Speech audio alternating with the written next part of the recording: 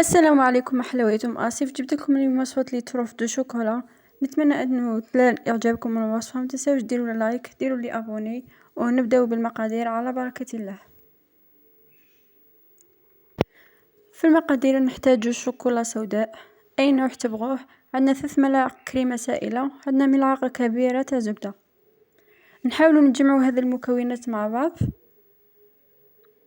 هنايا 3 ملاعق تاع كريمة سائلة خاصة بالحلويات.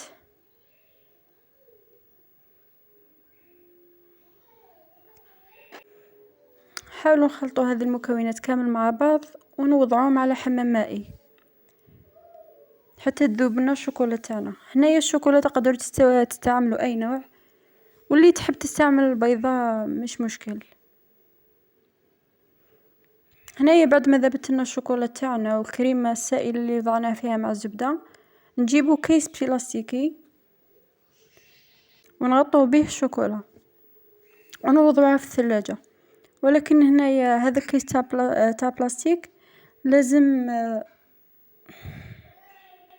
نخليه يتوشي هذيك الشوكولا باش ما يخرجلناش الهواء منها وما ديرلناش قشره من فوق، ونوضعوه في الثلاجه يعني حتى تتماسك. انايا خليتها باتت، وانتوما كتشوفوها تماسكت تقدروا تجبدوها من الثلاجه وتباشروا في العمل.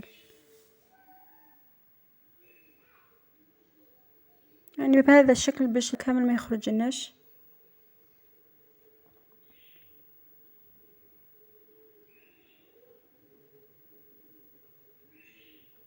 كيما قلت لكم لازم تغطوها مليح. يعني هنا بعد ما خرجناها من الثلاجه كما راكم تشوفوا هذا هو القوام تاعها، راهي تمسكتنا.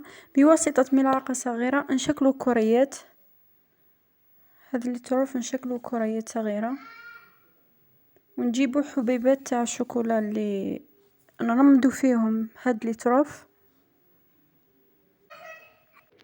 هنا الحجم تاع الكريات انتم تحكموا فيه، تقدروا ديروا بحجم كبير توضعون في الكيسات ولا تخلوهم كيما هكذا، يعني كملوا بنفس الشكل.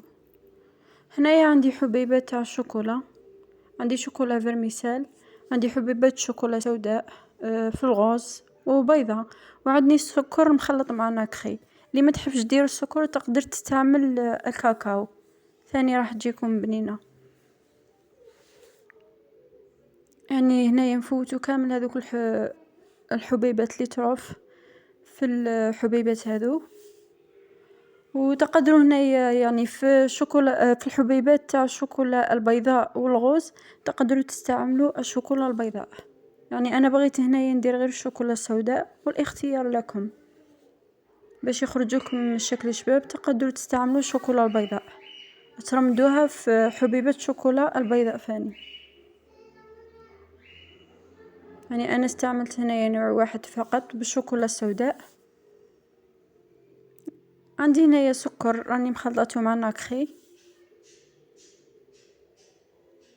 تقدروا تشروه من المحلات سكر البني تخلطوه مع الناكخي الذهبي. واللي عندها كاوكاو او لوز تقدر تستعملوا ثاني.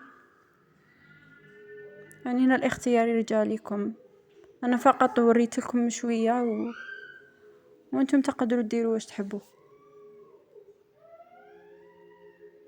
بهذا الشكل نكملوهم. عندي هنايا شوكولا فيرميسال، يعني راح يخرج لكم شكل تاعهم رائع.